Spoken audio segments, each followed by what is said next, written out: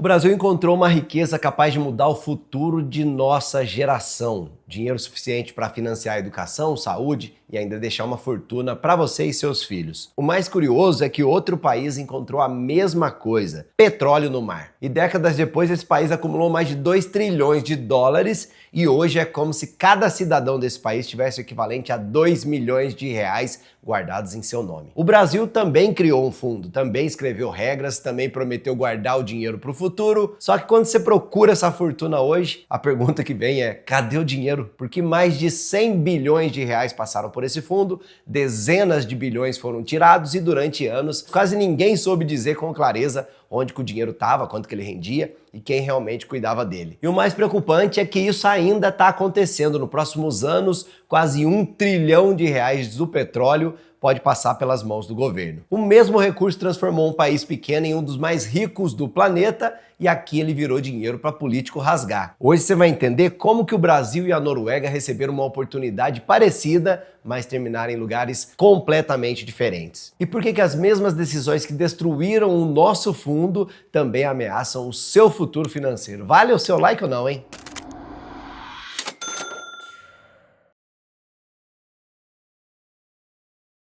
Dois países acharam petróleo mais ou menos na mesma época e os dois montaram um fundo para guardar esse dinheiro e viver dele no futuro. Um deles virou o dono do maior cofre do planeta, o outro torrou quase tudo e a maioria das pessoas nem ficou sabendo. Adivinha em qual dos dois a gente mora? Precisa? O fundo de petróleo da Noruega passou de 2 trilhões de dólares. Isso dá mais de 390 mil dólares para cada cidadão norueguês. Homem, mulher, criança, recém-nascido, para cada um, né? Passa para real e você vai ver que dá 2 milhões de dólares por cabeça. Só no ano passado esse fundo rendeu, sabe quanto, Brunão? 15,1% em um ano só. Dá quase 250 bilhões de dólares de lucro em um ano. Olha aí a valorização do fundo aí na tela para você ver desde a sua criação. Pra você tem uma noção, Brunão? O que é isso de lucro? É meia Petrobras de lucro em um ano. Meu Deus. E considerando que o governo é o maior acionista da Petrobras aqui, né? Ele já faz caixa, muito caixa, inclusive, com o dinheiro dos dividendos da empresa. Dá uma olhada aí no site, no Investidor 10 para você ver. E o Brasil, Brunão? A gente tem 2 histórias para contar e nenhuma muito boa. A primeira iniciativa foi a criação do Fundo Soberano do Brasil em 2008. Também tinha a intenção de investir uma grana lá fora e criar uma poupança para o futuro do país. Só que o dinheiro aqui não estava vindo nesse primeiro momento da exploração do petróleo, mas sim do caixa do governo. Só que esse lance aí, eu falei guardar dinheiro para o futuro, eu cometi essa gafe? Isso é coisa de norueguês, velho. O político brasileiro gosta de gastar hoje, né? Tem 4 anos para torrar tudo. É o que dá voto, né? Exato. Então, desnecessário dizer que não deu certo e não foi para frente por aqui. E nisso o governo matou o fundo em 2019. Mas a gente também se aventurou por aí, pelo menos no papel, a querer investir o dinheiro do petróleo, não do dividendo da Petrobras, mas criar um fundo com o dinheiro do petróleo, especificamente o dinheiro do pré-sal. O Brasil chegou a criar um fundo para guardar essa grana com a mesma ideia da Noruega. E em 2010 nascia o Fundo Social do Pré-sal. E daqui a pouco eu vou te contar, o Bruno gostou do social aqui. Eu vou te contar como que anda e qual que é o rendimento desse tal fundo aí, hein? É social para algumas pessoas. Exato. Mas o que é o tal Fundo Soberano? Estão falando aqui, esquecemos de falar, né? É uma poupança gigante de um país inteiro. Em vez de gastar todo o dinheiro do petróleo agora, o país pega uma parte, investe e deixa render lá fora. A ideia é ótima. Não é? Então. Igualzinho que você faria aí com o seu dinheiro, que você não quer torrar em besteira, né? Guarda, bota para render e vai vivendo só do que ele produz por cima. Protege você mesmo, né? Exato, bom ponto, Bruno. Inclusive vamos falar o que isso impacta no seu bolso, que lições que você pode tirar aí para valer o seu like e sua inscrição aqui no canal, como sempre, né? Seja muito bem-vindo, você que está chegando agora. A Noruega achou o petróleo no mar lá nos anos 60. Em 1990 eles criaram um fundo e o dinheiro de verdade no começo ali entrou em 1996 e colocaram a grana para trabalhar e é aqui que eles foram muito espertos. Coisa que falta para político brasileiro. Aliás, esperto não falta, a gente é bem esperto aqui, né, o brasileiro. Mas por um outro lado. Né? Eu quis dizer inteligente, digamos assim. Regra número 1 da Noruega, o fundo só investe fora da Noruega, Bruno, olha essa. Se até o slogan dele deixa a gente com inveja, olha aí pra você ver, ó. Trabalhamos para proteger e construir riqueza financeira para gerações futuras. Mas por que investir somente fora do país? Quer chutar?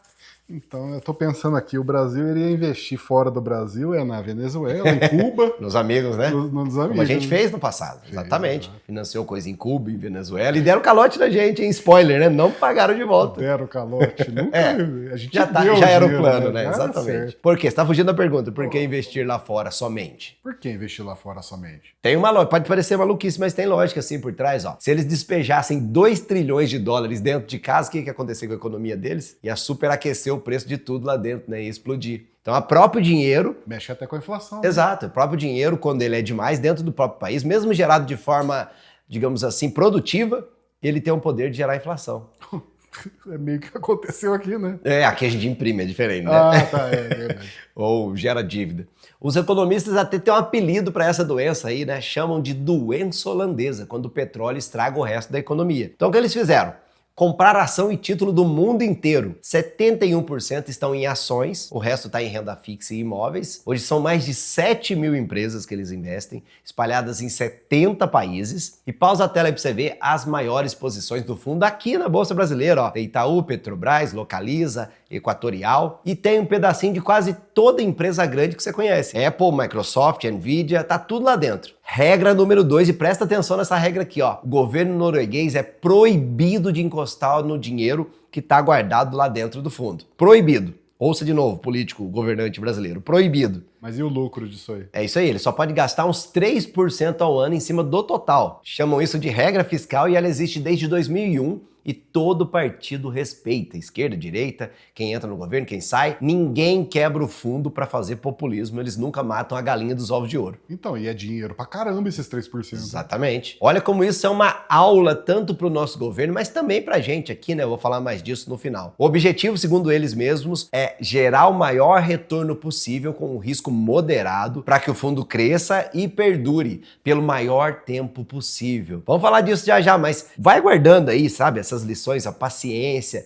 você não se arriscar demais, você ter visão de longo prazo, não gastar, não comer parte do bolo lá enquanto ele está sendo assado, né? Primeira coisa que o brasileiro quer, o que quer? Ações que dão dividendos. O cara já quer investir já ganhando um dinheirinho ali por fora, né? Como se fosse possível. É possível, mas você está comprometendo, né? Você não está reinvestindo o dinheiro dos dividendos, que são descontados do preço da ação, por exemplo. E isso vai impactar você no futuro. E tem ações muito boas que não pagam dividendos. Exatamente, também. Incluindo essas big techs que a gente falou aqui, várias delas. E no fundo norueguês tem essa trava que o dinheiro só sai do cofre pro orçamento se o parlamento votar e autorizar. Não tem canetado escondido ali no fim de semana, num jogo de Copa, pra tapar o roubo, não, sabe? Que uma política funcionando. É mais, Brunão, tudo às claras. Qualquer cidadão consegue entrar no site e ver, empresa por empresa, onde que tá cada centavo do fundo investido. Justamente esse site que eu tô mostrando aqui pra você.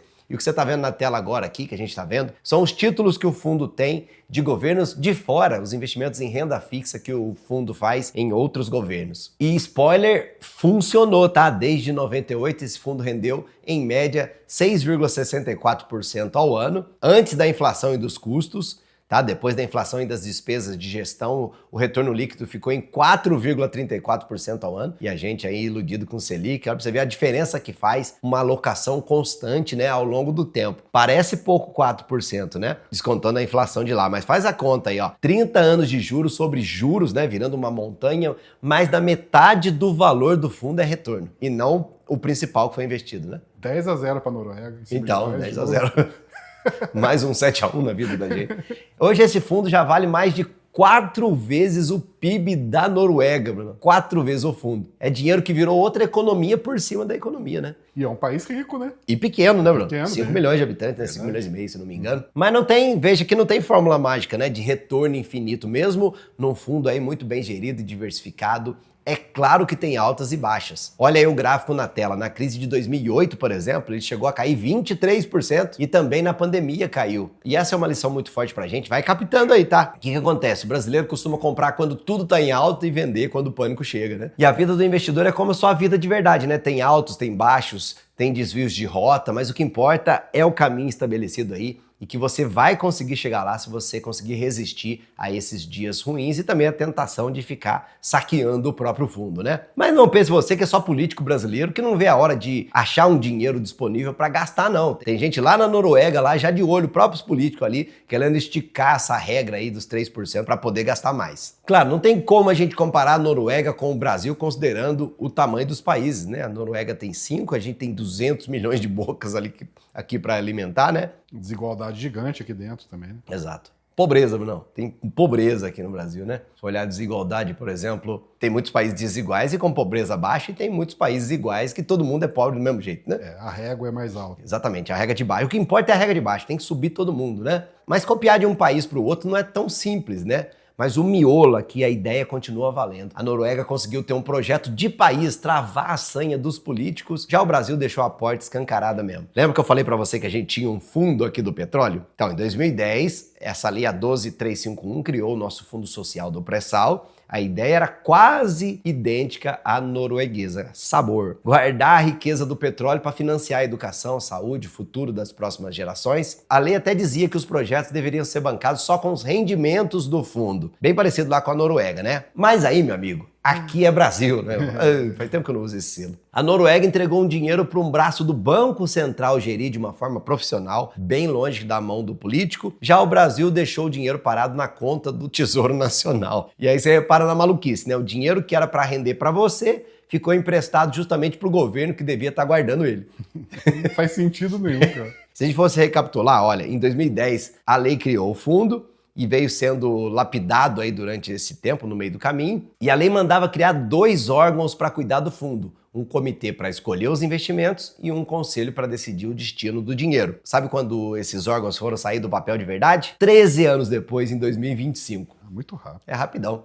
Durante 13 anos, o Fundo Soberano foi na prática ali uma conta bancária, um carro sem ninguém no volante. E a inflação comendo. Então, lembra que na Noruega todo mundo pode ver tudo no site? Então, aqui, meu amigo, achar essa informação pra gente trazer pra você aqui foi uma tarefa hercúlea e fracassada. Tão difícil, embaçado hoje você achar num lugar só quanto que o fundo vale de verdade. Em base de dados oficiais aí sobre os royalties do petróleo, a fatia que deveria ir pro fundo às vezes aparece até zerada na tela. E por isso mesmo que é tão fácil meter a mão lá dentro, né? Já foi faz tempo. E uma emenda na Constituição de 2021 liberou tirar dinheiro para abater dívida. Já era. E só para pagar dívida pública, em 2021 e 2022, o governo tirou 64 bilhões de reais desse fundo. Em 2 anos, para tapar buraco do orçamento. E agora, em 2025, mudaram a lei de novo e o fundo virou fonte para habitação, para calamidade, para a reconstrução do Rio Grande do Sul, lá depois das enchentes. Olha, várias dessas causas aqui são nobres, né? Ninguém aqui é contra ajudar quem perdeu tudo na enchente, não. Mas repara no padrão que se repete, né? Sempre que falta dinheiro no caixa, alguém lembra, opa, tem um fundo ali, rapaz. Vai lá e mete a colher, né? Ele virou o apagador de incêndio do governo aí, em vez de ser a poupança blindada que era para ser. Faz isso na sua conta para você. Exato, exatamente. Assim, ninguém tá falando que o seu dinheiro de longo prazo tem que estar imutável lá. Às vezes acontece um BO catastrófica na sua vida, o certo é tirar dinheiro de lá mesmo em vez de ir pro banco. Agora, se começa a acontecer BO atrás de BO na sua vida, alguma coisa tá errada, né? Mas lembra que o banco é ele mesmo, né? Exatamente. E é o dinheiro mais barato que você tem que é o seu. Vai no banco para você ver a dívida de cheque especial, né? De cartão de crédito. E o pior, o TCU mandou a braba. Entre 2023 e 2032, esse fundo deve arrecadar quase R$1 trilhão, meu. R$1 trilhão passando para a peneira furada aí desse jeito. Vamos desesperar com calma, mas convenhamos, é de dar dó, né não? Mas se é um fundo que a gente não consegue nem saber quanto que tem de dinheiro lá dentro, é porque tá saindo fundos pra todo escusos, lado. exatamente. O fundo tá furado. Tá furado. E é no nosso fundo. Tudo é no nosso fundo, Bruno. Isso. Esse dinheiro do petróleo é teu, meu amigo, não é do político da vez, é tudo no nosso, né? E o petróleo é um recurso que acaba. Um dia o poço pode secar. Então a lógica é simples de entender. Tira da terra hoje, ou do mar, aqui no caso do Brasil, né? Guarda a maior parte e vive de renda para sempre. Seus filhos e netos vivendo dessa renda também, muito depois do petróleo ter acabado. Foi exatamente isso que a Noruega fez e que o Brasil prometeu, mas não cumpriu. Só até 2022 o fundo arrecadou 146 bilhões e no final de 2022 só tinha uns 20 bi sobrando lá, Bruno. O resto foi para tapar a dívida pública, buraco no orçamento. O TCU olhou para isso e usou a palavra esvaziamento. O fundo que era para ser a poupança dos seus netos virou caixa para fechar a conta do mês. E olha se não é de embrulhar o estômago. Hoje o Brasil tem mais reservas de petróleo do que a Noruega, Bruno. Especificamente são 3,4 vezes maiores. Diz nos comentários o quão revoltado você ficou depois de eu ter falado isso. A gente não perde uma oportunidade, perdeu uma oportunidade. É o lema, né, Brunão? É o lema. Mas assim, não vai ser você que vai consertar o fundo do governo, né? Você vai entrar só com o fundo, né? O governo não vai mudar. Não vai ser você que vai fazer que os políticos tenham visão de longo prazo, mas você pode fazer uma coisa, igual os políticos, inclusive, roubar.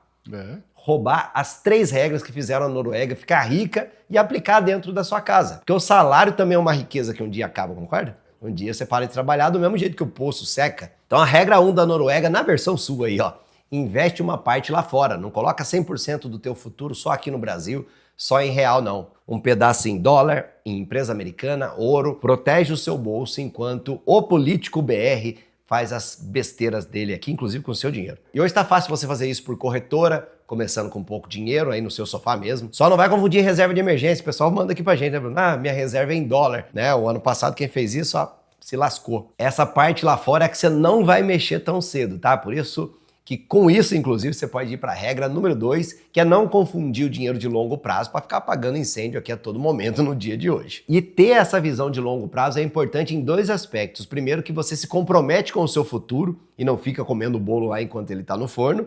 E segundo, também que você não desespera nas quedas, né? Porque certamente vão vir quedas aí que vão atingir o seu patrimônio de vez em quando. Mas se você tem um plano bem estruturado, você sabe que é só uma maré ruim e que as coisas vão voltar, inclusive voltar a dar bom se você tiver uma carteira de investimentos muito boa. Só faz sentido desesperar por quedas no curto prazo se você investiu errado, se você está na renda variável precisando do dinheiro hoje. Inclusive, é o que eu faço pela minha família, eu montei um plano de investimentos para mim e consigo também te ajudar a construir uma carteira de investimentos forte, bastante diversificada, de acordo com o seu perfil, na minha consultoria de investimentos a Lumen. O primeiro comentário tá lá, chama a gente se você precisar. Porque o maior inimigo do teu fundo, meu amigo, mora dentro da sua casa. Esse é o impulso de sexta-feira à noite. A Noruega travou os políticos com uma regra dura. Você pode travar o seu dinheiro deixando as coisas, por exemplo, no piloto automático. Configura o investimento ali para sair da sua conta sozinho no dia que o salário cai, antes de você ver a grana. O que você não vai ver na conta, você não consegue gastar, simples assim. E essas regrinhas juntas aí transformam o seu salário, que um dia acaba, numa renda que não acaba mais. No fim das contas, os 2 países tinham o mesmo petróleo debaixo dos pés. O que separou o norueguês milionário da gente foi a regra e também a disciplina de investir e não gastar tudo hoje. Nenhum governo vai fazer isso para você, então começa você mesmo. Começa pequeno, mas começa, tá? A Noruega ficou rica, precisou de décadas de investimentos bem feitos e de deixar o dinheiro fora do alcance dos políticos. Você acha que tem chance disso acontecer no Brasil? Quero ouvir a opinião sua nos comentários, como também depois que você escrever, vem assistir esses vídeos aqui do lado para você aprender mais.